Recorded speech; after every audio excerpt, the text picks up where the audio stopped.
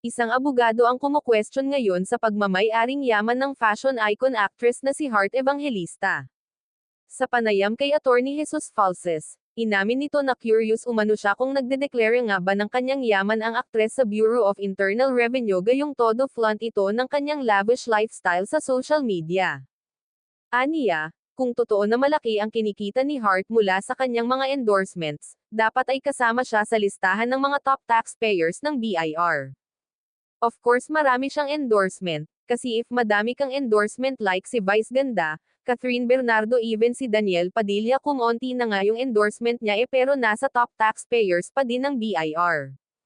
Ang question ko lang naman kay Ma'am Hart, if totoo na madami siyang endorsements, if matataas ang mga value ng endorsements na to, bakit never pa siya lumitaw sa top taxpayers? Naiuugnay kasi ngayon ang pangalan ng asawa ni Hart na si Senator Chiz Escudero sa isang kontrobersyal na kontraktor ng gobyerno. Samantala, wala pa namang inilalabas na pahayag ang aktres hinggil sa isyu.